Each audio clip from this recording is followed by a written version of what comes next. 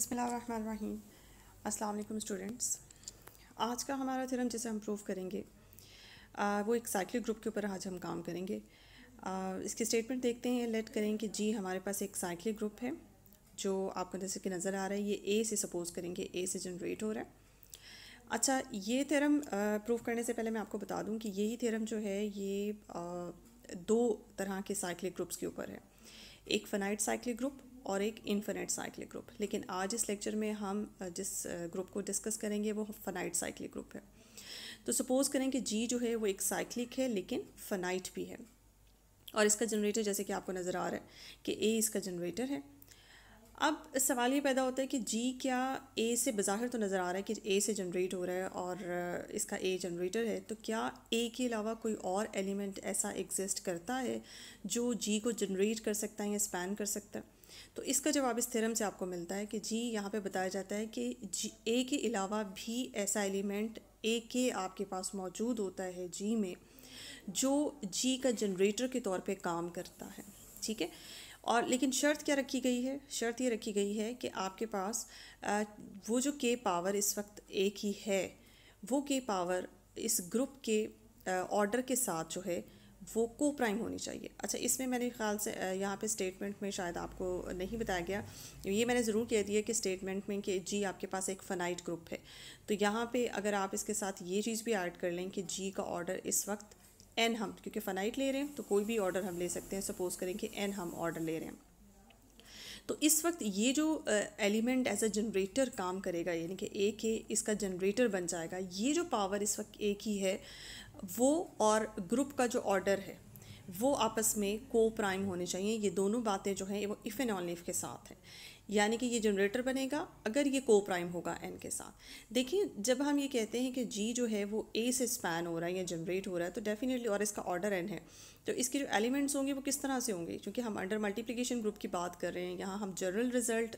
तैयार कर रहे हैं, तो नॉर्मली ऑपरेशन जब नहीं बताया जाता तो अंडर मल्टीप्लिकेशन ही होता है। यही चीज़ ग्रुप अंडर एडिशन के लिए भी होल्ड करेगी, लेकिन फ़िलहाल हमारा ऑपरेशन जो है वो मल्टीप्लिकेशन है। जैसे अगर आप ये इस वक्त कहते हैं कि जैसे स्टार्ट में कि हमारा ग्रुप जो है वो ए से जनरेट हो रहा है, तो ए की पावर 1 से आप स्टार्ट करेंगे, ए स्क्वायर एंड सो ऑन करते कराते आपका लास्ट एलिमेंट जो होगा वो ए एन होगा, जो कि आपके पास आइडेंटिटी बन जाएगा। ठीक है जी। अब इसमें सीन क्या है, आप जो एलिमेंट ऑल्टरनेटिव एलिमेंट इस वक्त जो आपको जनरेटर नज़र आ रहा है वो ए नज़र आ रहा है, लेकिन ए के अलावा जो ऑल्टरनेटिव जनरेटर है वो हमारा ए रेज़ टू पावर के है। वो ए के, देखें ये साथ में वर्ड यूज़ किया गया है ए के इन जी। ये कहाँ से तलाश किया है? हमने जी में से ही सिलेक्ट करना है, हमने कोई बाहर से नहीं लेना। ये बात यहाँ पे ये कह देना कि ए के आपने जी से ही सिलेक्ट करना है, ये इस बात की गारंटी है कि आप जो है ये के बीच में कहीं, फॉर एग्जांपल यहाँ कहीं ए रेज़ टू पावर के कोई एलिमेंट होगा, इसका मतलब ये हुआ कि के जो है वो आपका लेसर देन एन है, यानी कि जो भी आप इस वक्त के सेलेक्ट कर रहे हैं वो लेसर देन एन है, क्योंकि ए के ने आपके जी में से ही होना है। अच्छा, लेसर देन एन है और ग्रेटर देन 1 है, बिकॉज ए तो ऑलरेडी अगर के 1 हो जाता है तो ए रेज़ पावर 1, यानी कि ए तो इटसेल्फ हमें पता है कि ऑलरेडी ये जनरेटर है, हमें इसको प्रूव करने की ज़रूरत नहीं है। हमें जो प्रूव करने की ज़रूरत है वो के पावर है, और के पावर जो है वो एन से लेस होगी और 1 से ग्रेटर होगी। बीच में भी कुछ एलिमेंट्स, यानी कि फर्स्ट एंड लास्ट एलिमेंट जो है वो हमारा आइडेंटिटी बनता है, और पहला एलिमेंट वैसे ही हमारा जनरेटर है। तो फर्स्ट एंड लास्ट एलिमेंट्स के बीच जो एलिमेंट्स जनरेट हो रहे हैं ए से, उनको हम अगर हम ए के से रिप्रेजेंट करें तो वो एलिमेंट्स, उनमें काफ़ी एलिमेंट्स आपको ऐसे मिल जाएंगे जो ए के अलावा जी के जनरेटर्स होंगे, यानी कि ए के जो ए बेसिक जनरेटर है उसके अलावा और एलिमेंट्स आपको यहाँ पे मिल जाएंगे जो कि जनरेटर को के तौर पे यहाँ पे बिहेव करेंगे। ठीक है, तो ये चीज़ें जो है वो इम्पॉर्टेंट है, ये आप जहन में रख लें कि यहाँ पे होगा क्या, होने क्या वाला है। ठीक है, अब चलते हैं इसके प्रूफ की तरफ। जी, तो इसका प्रूफ आपके सामने है। हमने सबसे पहले स्टार्ट क्या करना है कि जी हमारे पास चूँकि एक साइक्लिक ग्रुप है और फ़ाइनाइट है, तो इसका ऑर्डर हमने जैसे कि स्टेटमेंट में भी कहा था, इसका ऑर्डर सपोज़ करें कि एन है आपके पास, और इस तरह से हमने लिख लिया क्योंकि ये बताया गया है कि ए से जनरेट हो रहा है। अब जब ऑब्वियसली जब इसको खोलते हैं तो इसकी खुली हुई फॉर्म भी मैंने आपके सामने लिख दी है ताकि आपको पता चल सके। और इसके बाद हमने सपोज़ किया कि ए रेज़ टू पावर के जो है वो स्पैन कर रहा है जी को, ए के अलावा एक और जनरेटर हमने यहाँ पे तलाश कर लिया और हमने कहा क्लेम किया, बिकॉज आपका जो प्रूफ है वो इफ़ एंड ऑल इफ के साथ है। तो हमने कॉन्वर्सली भी करेंगे, लेकिन एक वक्त में एक डायरेक्शन आपने सपोज करनी है और दूसरी डायरेक्शन आपने प्रूफ करके दिखानी है। तो हमने पहली डायरेक्शन जो है यहाँ पे थी हमारे पास ए के जनरेटर है, ये हमने सपोज कर ली, और अब हम प्रूफ करके दिखाएंगे कि ये के और एन जो है वो आपस में को प्राइम है। ठीक है जी। तो आपने जब ये सपोज किया कि ए के जो है वो स्पैन कर रहा है जी को, तो it's mean to be this. जब हम ये कहते हैं कि इस ग्रुप का ये जनरेटर है, तो जनरेटर का मतलब क्या होता है? जनरेटर का मतलब ये होता है कि ये एलिमेंट जो है इस ग्रुप के सारे एलिमेंट्स को जनरेट कर रहा है, या दूसरे लफ्ज़ों में इस ग्रुप के तमाम एलिमेंट्स जो हैं इस एलिमेंट की पावर में लिखे जा सकते हैं। ठीक है, या ये एलिमेंट इस ग्रुप के तमाम एलिमेंट्स को स्पैन कर रहा है। तो जी देखें जी, ये किस तरह से स्पैन कर रहा है, इसको हम इस बात को हमने किस तरह से यूटिलाइज़ किया। देखें, जब हम इस ग्रुप के तमाम एलिमेंट्स पे नज़र डालते हैं तो इन एलिमेंट्स में से एक एलिमेंट आपके पास a⁻1 भी है, जो कि बेसिकली इस जी ग्रुप का जनरेटर है। अब जाहिर है जब हम ये क्लेम करते हैं कि ए की जो है वो इस ग्रुप का अब जनरेटर नया बन गया है, तो इसका मतलब है इन तमाम एलिमेंट्स को ये स्पैन कर रहा है और ए को भी स्पैन कर रहा है। ठीक है, ए के की कोई ख़ास पावर लेने से, जैसे कि हम जानते हैं कि स्पैन किस तरह से किया जाता है। अगर मैं ये क्लेम करती हूँ कि ए के स्पैन कर रहा है जी को, तो इसको इस तरह से लिखा जाएगा, ए के से स्पैन हो रहा है। और जब इसको खोलेंगे तो किस तरह से खोलेंगे? बिल्कुल वैसे जैसे आप जनरेटर को खोलते हैं। ए के की पावर आपके पास सबसे पहले आएगी जी 1, उसके बाद ए के की पावर आपके पास आएगी 2, और सोन वहाँ तक जहाँ तक आपके पास आइडेंटिटी आ जाए। और डेफिनेटली इससे भी जो ग्रुप खुलेगा उसका ऑर्डर भी एन होगा। एन ऑर्डर ज़्यादा नहीं होगा, ऑर्डर ना कम होगा ना बढ़ेगा, ऑर्डर आपका उतना ही रहेगा जो ओरिजिनल आपके जी ग्रुप का जो ऑर्डर है एन उतना ही रहेगा। ठीक है, तो आपने इसकी पावर वहाँ तक लेनी है जहाँ तक आपके पास आइडेंटिटी आ जाए, और डेफिनेटली वो एन ही होंगी। अब चूँकि ये एलिमेंट है, ये एलिमेंट भी इससे स्पैन होता है according to the rule, according to our supposition. तो ये एलिमेंट कैसे स्पैन होता है? ए के से। हो सकता है ए के की कोई पी पावर ली जाए और आंसर में हमारे पास ए स्पैन हो। ठीक है, तो हमने यहाँ पे सपोज कर लिया पी जो है वो कोई भी इंटीजर हो सकता। नेक्स्ट स्टेप पे हमने क्या किया, ए को लेफ़्ट साइड पे हमने शिफ्ट कर दिया, और अब ए की पावर आपके पास टोटल पावर बन गई है ए की पावर Kp-1। ये पॉइंट ज़रा सा आप नोट करें कि ए की पावर जहाँ पे आपके पास बन जाती है Kp-1, तो इसमें देखें ए की पावर, ये ए की इस पावर पे आपके पास आइडेंटिटी आंसर आता है। इट शोज़, या ये इक्वेशन जो है ये आपको ऐसा इंप्रेशन देती है जैसे आपको लगता है कि ए का ऑर्डर Kp-1 है, बिकॉज ऑर्डर की डेफिनेशन जानते हैं कि किसी एलिमेंट का जो ऑर्डर होता है वो लीस्ट पॉजिटिव इंटीजर होता है जो उसकी पावर में लिया जाए और आंसर में आपके पास आइडेंटिटी आ जाए। तो इट शोज़ द, ये इंप्रेशन गिव्स द थॉट कि ये इस ए का ऑर्डर जो है वो Kp-1 है। ठीक है, लेकिन चूँकि क्वेश्चन की स्टेटमेंट में हमें बताया गया है, वो क्या बताया गया है कि ए का ऑर्डर तो एन है, क्योंकि साइक्लिक ग्रुप में जो ग्रुप का ऑर्डर होता है वही इसके जनरेटर का ऑर्डर होता है। ए का ऑर्डर तो एन है, और ये बात भी हमें पहले से पता है कि जैसे मैं आपको एक मिसाल दूंगी, ओमेगा की मिसाल देती हूँ। जैसे ओमेगा हम सब जानते हैं, ओमेगा का ऑर्डर जो है वो 3 होता है। ठीक है, अब ये लीस्ट पॉजिटिव पावर है जिस पे ओमेगा जो है वो आपको 1 देता है। लेकिन क्या और कोई पावर ऐसी नहीं है जिस पे ओमेगा, जो ओमेगा की पावर में ली जाए, कोई और ऐसा इंटीजर नहीं है जो ओमेगा की पावर में लिया जाए तो आंसर 1 है? तो बिल्कुल है। जैसे ओमेगा की पावर 6 भी आपको 1 देता है, ओमेगा की पावर 9 भी आपको 1 देता है। लेकिन उन तमाम पावर्स का अगर कंपैरिजन किया जाए तो उनमें जो स्मॉलेस्ट पावर आपके पास होगी, स्मॉलेस्ट पॉजिटिव इंटीजर जो उसकी पावर में होगा, वो इस वक्त 3 है। ठीक है, तो इस, और फिर एक और यहाँ से आप ये चीज़ भी ऑब्ज़र्व कर लें कि जितनी वो मज़ीद वो पावर्स जो ओमेगा की, मज़ीद वो इंटीजर्स जो ओमेगा की पावर में लिए जाएँ और आंसर में आपके पास 1 आए, वो तमाम इंटीजर्स 3 के मल्टीपल हैं। मतलब ओमेगा 5 पे कभी आपको 1 नहीं मिलेगा, ओमेगा 7 पे आपको 1 नहीं मिलेगा, आपको मिल रहा है ओमेगा 3 पे, ओमेगा 6 पे, ओमेगा 9 पे आपको 1 मिल रहा है, आगे 12 पे मिलेगा। ये सारे नंबर्स आप यहाँ ऑब्जर्व करेंगे, इसका जो भी ऑर्डर है ओमेगा का, उस ऑर्डर के मल्टीपल्स पे आपको आंसर जो है वो 1 मिलेगा। ठीक है, तो यही बात जो है मैं यहाँ पे आपको पॉइंट आउट कराना चाहती हूँ कि देखें, आपको ये हमें चीज़ कंफर्म है, हम यहाँ पे इस चीज़ से डिनाई नहीं कर सकते हैं कि हमारे पास ए का ऑर्डर एन है, क्योंकि ये गिवन स्टेटमेंट में। अब किसी और पावर पे अगर आपको आंसर आइडेंटिटी मिल रहा है तो वो पावर इसका ऑर्डर नहीं है, वो पावर डेफिनेटली अकॉर्डिंग टू जो मैंने आपको यहाँ बात समझाई ओमेगा के रिस्पेक्ट से, उसके अकॉर्डिंग वो पावर जो है वो इस n से ग्रेटर है, ग्रेटर देन इक्वल है, ठीक है, या इक्वल हो सकता है KP-1 को जब सॉल्व किया जाए तो आंसर में आपके पास n आए, या हो सकता है दूसरा ऑप्शन ये है कि KP-1 जो है इस n से ग्रेटर हो। स्मॉलर होने के चांसेस नहीं है, बिकॉज उसकी केस में फिर आपका ऑर्डर a का n नहीं रहेगा। जब स्टेटमेंट में दिया हुआ है कि a का ऑर्डर n है तो लीस्ट पॉजिटिव पावर जिस पे a आंसर आपको आइडेंटिटी देता है वो n ही है, n के अलावा कोई और पावर नहीं हो सकती है। अच्छा जी, अब यहाँ पे क्या है, अब यहाँ पे चूँकि मैंने इस यहाँ की इन्फॉर्मेशन को यूज़ करते हैं कि आपकी एक ही एलिमेंट जो दो मुख्तलिफ पावर्स पे अगर आपको आइडेंटिटी देता है तो उसका ऑर्डर जो है वो हमेशा उस दूसरी पावर को डिवाइड करता है, उसका ऑर्डर जो है वो लीस्ट पॉजिटिव इंटीजर होता है और कोई और नंबर उसका मल्टीपल होता है। इसका मतलब है n जो है वो KP-1 को डिवाइड करता है पूरा पूरा। जैसे यहाँ पे 3 जो था वो 6 को पूरा पूरा डिवाइड करता था एंड 9 को पूरा पूरा डिवाइड करता था।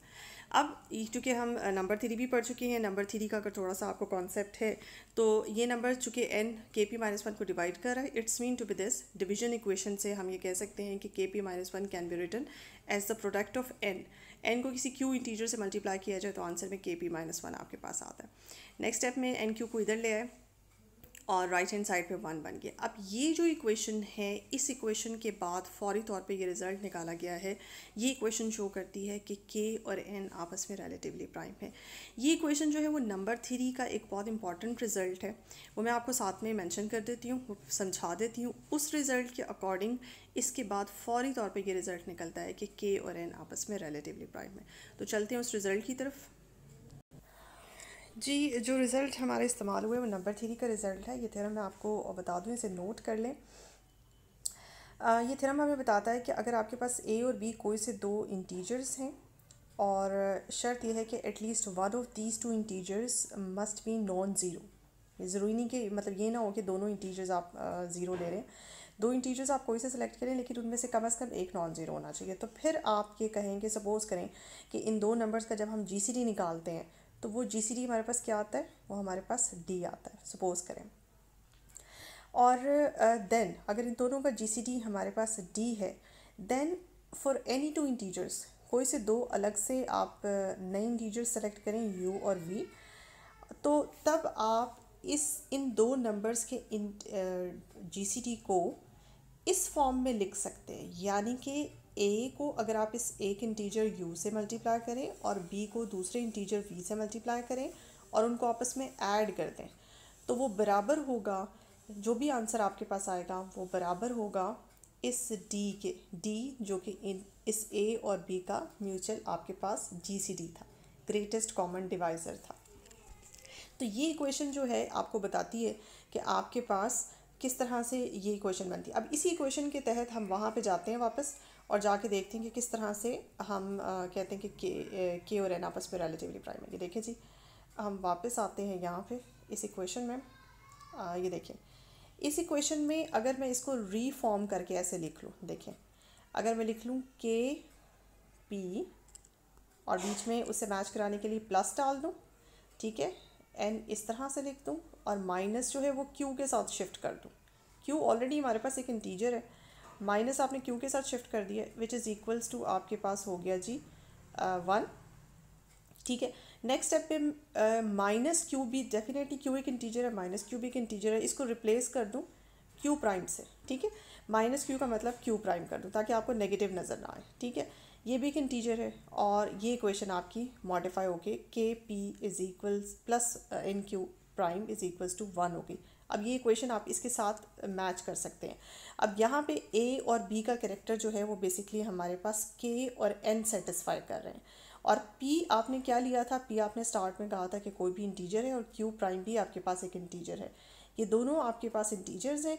और यहाँ पे डी का कैरेक्टर कौन सेटिस्फाई कर रहा है, GCD का, वो 1 सेटिस्फाई कर रहा है। तो इस इक्वेशन से अगर आप ये थ्योरम इस्तेमाल करते हैं तो ये थ्योरम हमें बताता है कि अगर इस तरह की इक्वेशन लिखी हो तो ये इक्वेशन हमें बताती है कि के और एन का GCD जो है वो आपके पास 1 होगा। ये राइट हैंड साइड पे जो भी लिखा होता है ये ए और बी यानी कि के और एन का GCD है, ठीक है। और के और एन का कोई से दो नंबर्स का जीसीडी 1 होने का मतलब है, कोई से दो नंबर्स का अगर जीसीडी 1 आता है जिसका मतलब है वो दोनों नंबर्स आपस में रिलेटिवली प्राइम है। हेंस प्रूव्ड कि के और एन आपस में रिलेटिवली प्राइम है। अब आते हैं जी कॉन्वर्स पार्ट की तरफ। कॉन्वर्सली देखें, अब हम ये सपोज करते हैं कि हमारे पास के और एन जो है वो आपस में रिलेटिवली प्राइम दो इंटीजर्स हैं, और ये हम सारी डिस्कशन पहले कर चुके हैं कि के क्या है। के डेफिनेटली 1 से ग्रेटर और एन से लेसर कोई नंबर है। अब अगेन वही नंबर थ्योरी का थ्योरम यहाँ पे इस्तेमाल करेंगे रिज़ल्ट कि अगर दो नंबर्स के और एन हमारे पास, इनका जीसीडी हमें पता है कि ये 1 है, तो फिर इनको हम इस फॉर्म में, इस इक्वेशन की फॉर्म में लिख सकते हैं। ठीक है, आपने क्या किया, आपने कोई से दो इंटीजर्स सेलेक्ट किए पी और क्यू, और एक नंबर को, पहले नंबर के को पहले इंटीजर से, किसी एक इंटीजर से, और दूसरे नंबर एन को दूसरे इंटीजर से मल्टीप्लाई कर दिया और इक्वल रख दिया इनके जीसीडी के। इनका जीसीडी इस वक्त 1 है। अब ये इक्वेशन आपने यहाँ पे सेव कर ली, इसको इक्वेशन नंबर 1 कह दें। ठीक है, उसके बाद आपने क्या किया, आप जैसे कि हम जानते हैं कि जी क्वेश्चन की स्टेटमेंट में गिवन है जी हमारे पास एक साइक्लिक ग्रुप है और इसका जनरेटर ए है और इसका ऑर्डर एन है। आपने इसमें से एक एलिमेंट सेलेक्ट किया ए रेज़ टू पावर के, और के चूँकि एन से लेज़र है और 1 से ग्रेटर है तो हम यहाँ से एक इस तरह का एलिमेंट सेलेक्ट कर सकते हैं। अब आपने क्या कहा, आपने कहा कि ए के से जितना जो भी सेट जनरेट होता है या स्पैन होता है, सपोज करें कि ए के एक सेट स्पैन करता है और उस सेट का नाम हम रख देते हैं एच। अब एच जो है वो क्या है, एच चूँकि स्पैन हो रहा है जी के एक एलिमेंट से स्पैन हो रहा है, इसलिए हम यहाँ पे ये देख सकते हैं कि और एक ये जो है हमारे पास जी का ही एक एलिमेंट है, और इससे जो ग्रुप्स जो सेट स्पैन होगा नो डाउट वो भी एक ग्रुप होगा, और जी चूँकि खुद साइक्लिक है इसलिए इसका हर सब ग्रुप भी साइक्लिक होगा। तो मैंने एक साइक्लिक सब ग्रुप बना लिया एच, जिसका स्पैनिंग जो जनरेटर है वो ए रेज़ टू पावर के है। अब मैं ये चाहती हूँ, बेसिकली मुझे जो टारगेट है कॉन्वर्सली में मुझे जो शो करना है वो शो ये करना है कि ए के जो है वो जी का जनरेटर है, यानी कि जी जो है मुझे ये शो करना है कि जी स्पैन हो रहा है ए के से। ठीक है, इसके लिए मैंने ए के का स्पैनिंग सेट का नाम रख दिया एच। बेसिकली मेरा टारगेट यहाँ पे ये है कि मैं ये शो करूँ कि यही एच जो है वो जी के बराबर है, ये एच जो है इनफैक्ट जी है। तो इसके लिए मुझे क्या करना है, इसके लिए मुझे ये दिखाना है कि अगर मुझे ये दिखाना है कि एच जो है वो जी के बराबर है, तो इसमें देखिए जो टेक्निक इस्तेमाल की गई है वो टेक्निक ये इस्तेमाल की गई है कि जी की जनरेटर को यहाँ से पिक किया गया है। ये देखें जी का जनरेटर है ए को यहाँ से पिक किया गया है और ए के ऊपर कुछ वर्किंग की गई है, और वर्किंग करने के बाद दिखाया गया है कि जी का ये जनरेटर ए जो है वो ए के की पावर में लिखा जा सकता है, यानी कि जो एलिमेंट ए के है ये इस जनरेटर ए को स्पैन कर रहा है। देखिए, अगर किसी ग्रुप का जनरेटर जो है किसी एलिमेंट से स्पैन हो रहा है तो इट्स मीन कि वो पूरा ग्रुप जो है उस एलिमेंट से स्पैन हो सकता है, क्योंकि जी ए से स्पैन हो रहा है और ए पीछे से अगर चेक किया जाए तो ए के से स्पैन हो रहा है। तो it's mean to be this कि A K can also span the group और जनरेट द ग्रुप जी। देखिए यहाँ पे ये टेक्निक इस्तेमाल की गई है। देखिए ए को हम इस तरह से लिख सकते हैं ए रेज़ टू पावर 1, और ऊपर की इक्वेशन नंबर 1 हमने यूज़ की। इक्वेशन नंबर 1 क्या है, 1 is equals to K P plus N Q. यहाँ मैंने K P plus N Q use किया और उसके बाद ये पावर स्प्लिट कर दी। ठीक है, ए रेज़ टू पावर एन तो वैसे ही है क्योंकि ए जो है उसका ऑर्डर एन है आपके पास, उसकी पावर में एन लेने से आपके पास आइडेंटिटी आ जाएगा, ये ख़त्म हो गया और पीछे आपके पास बच गया ए के की पावर पी। अब इस इक्वेशन को यहाँ पे इस तरह से लिखा गया है, ये देखें जी, ए के की पावर यहाँ पे लिखा गया है आपके पास ए जो है वो बराबर है ए के की पावर पी, यानी कि ए के की कोई पावर ली जाए फॉर एनी पावर पी, यानी कि पी हम जैसे पहले जानते हैं कि कोई इंटीजर है, तो आपके पास स्पैन होता है ए, स्मॉल ए स्पैन होता है। अब राइट हैंड साइड पर अगर हम ये देखेंगे ये क्या है, ये बेसिकली ये एक एलिमेंट है ए के की जितनी भी पावर्स होंगी वो सब के सब एच में जाएंगी, क्योंकि हमने कहा था एच जो है वो ए के से स्पैन हो रहा है। तो ए के की ये पावर जो पी है वो एच का एलिमेंट है, और इसका मतलब है अगर राइट हैंड साइड एच से बिलोंग करती है तो लेफ्ट हैंड साइड भी एच से बिलोंग करती है। अब आपने क्या किया, वही जो हमारा टारगेट था, आपने जी का जनरेटर एच में पहुंचा दिया। अगर जी का जनरेटर एच में चला गया तो इट्स मीन कि पूरे का पूरा जी जो है वो एच का सबसेट हो जाता है। अब यहाँ पे ये देखें कि एच था क्या एच था क्या।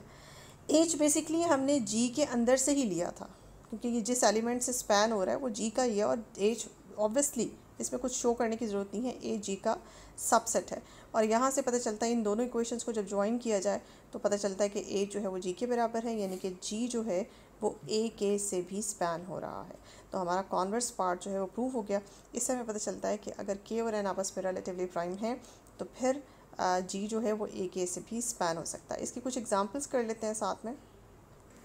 देखिए जी, इसकी एग्जांपल हमारे सामने है। अगर हम फॉर एग्जांपल एक cyclic group finite cyclic group लेते हैं जिसका ऑर्डर हमारे पास 10 है, तो इसमें आप देख सकते हैं, इसको खोल के मैंने आपके सामने लिखा हुआ है। अब उस थ्योरम को अप्लाई करें जो भी हमने सीखा है। उसमें क्या है कि आपके पास ए तो इसका जनरेटर है, लेकिन ए के अलावा कौन कौन इसका जनरेटर बन सकता है। ए के अलावा जो पावर्स आपको ए की नज़र आ रही हैं जो 10 के साथ को प्राइम है और जो 10 से लेस है इसके अंदर, वो आपको 3, 7 और 9 ये 3 पावर्स नज़र आ रही है। एक तो 1 है आपके पास, एक आपके पास पावर 1 है, एक 3 है, एक 7 है और एक 9 है। ए की पावर 1 तो वैसे ही हमें पता है कि जनरेटर है। इसके अलावा ए की पावर 3, यानी कि ए की पावर 7 और ए की पावर 9, ये 3 नंबर्स ऐसे हैं जो कि आपके जी को स्पैन कर सकते हैं। ठीक है, इसका मतलब है जी साइमल्टेनियसली ए से भी स्पैन होता है और इन तीनों से भी स्पैन हो सकता है। अब आपकी ये प्रैक्टिस है कि आप इसको चेक करें, लेकिन एक मैंने चेक करके दिखा दिया। जैसे ए की पावर 3 से भी मैं आपको सेम यही ग्रुप स्पैन करके दिखा सकती हूँ। इसी की आपने प्रैक्टिस करनी है ए रेज़ टू पावर 7 पे और ए रेज़ टू पावर 9 के साथ। ये देखिए मैं आपको खोल के दिखाती हूँ। फॉर एग्जांपल जब आपने, मैं इसकी एग्जांपल ये वाली ले रही हूँ जिसमें आपको मैंने दिखाया कि ए रेज़ टू पावर 3 से भी यही ग्रुप स्पैन हो सकता है। अब आपने स्पैन किया A3 की पावर 1, A3 की पावर 2 करते करते A3 की पावर 10। ठीक है, A3 की पावर 2 से आपका A6 जनरेट होता है, यहाँ से A9 जनरेट होता है, यहाँ से 12, 15, 18, 21, 24, 27 एंड 30 पावर जनरेट होती है। ये देखें, आपको यहाँ से आपने क्या करना है, 9 तक तो ठीक है, लेकिन ए की पावर 12 को आपने ना स्प्लिट कर लेना है। इसको स्प्लिट कैसे करना है, इसको आपने स्प्लिट करना है क्योंकि हमें ये स्टार्ट में पता है कि ए का ऑर्डर जो है वो 10 है। ये देखें स्टार्ट में दिया गया है कि जो ए है उसका ऑर्डर 10 है, तो आपने इसके ऑर्डर के रिस्पेक्ट से इसको यहाँ से इन पावर्स को स्प्लिट कर लेना है। आपने 12 कैन बी रिटन एज 10 + 2, 15 को 10 + 5, 18 को 10 + 8। सिमिलरली 21 को आपने किस तरह से लिखा, 2 × 10 + 1। इसी तरह से 24 को लिखा आपने, 27 को स्प्लिट किया और 30 को स्प्लिट किया। अब हम ये जानते हैं कि ए रेज़ टू पावर 10 अगर आप इसको दो हिस्सों में कर लें, ए की पावर 10 कर लें और ए की पावर 2 कर लें, तो ए की पावर 10 तो वैसे ही आपको ई दे देगा, पीछे आपके पास A² बचेगा, यहाँ से आपके पास A5 बचेगा, यहाँ से आपके पास A8 और यहाँ से आपके पास A1, ए की पावर 1। नेक्स्ट है जी हमारे पास जो आपके पास बचता है वो ए रेज़ टू पावर 4 बचता है, यहाँ से ए रेज़ टू पावर 7 बचता है। नेक्स्ट आपके पास बचता है यहाँ से A raise to power 0, A raise to power 0 means identity बचता है। अब इन तमाम ये ब्लू कलर के एलिमेंट्स लिखे हुए, अगर इन तमाम ब्लू कलर के एलिमेंट्स को मैं कंबाइन करूँ, देखें ये एलिमेंट को मैंने नहीं कुछ भी किया, ए की पावर 3 और एक 6 और A9 तक मैंने कुछ भी नहीं किया। ये 3 एलिमेंट्स अगर मैं यहाँ लिखूँ, A raise to power 3, A raise to power 9, A raise to power पहले 6 और फिर ए रेज़ टू पावर 9, ये 3 एलिमेंट्स 1, 2 और 3 ये एज इट इज़ है। लेकिन उसके बाद जहाँ पावर आपके पास 10 से ऊपर होगी वो 12 से शुरू हुई, A12 से लेकर A30 तक।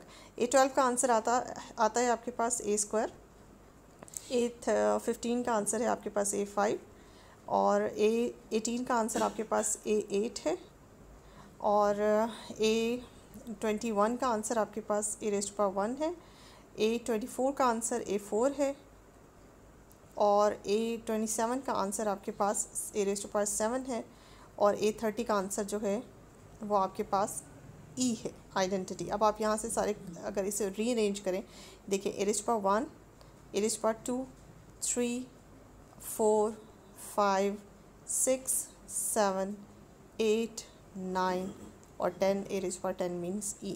देखें सेम वही ग्रुप जो आपने A से स्पैन किया था वही आपका स्पैन हो गया है A³ से। इसी तरह से आप A7 से स्पैन कर सकते हैं, A9 से स्पैन कर सकते हैं। तो ये आपकी बेस्ट एक्सप्लेनेशन है उस थ्योरम की कि फाइनाइट साइक्लिक ग्रुप के कितने जनरेटर्स हो सकते हैं और कैसे तलाश किए जा सकते हैं।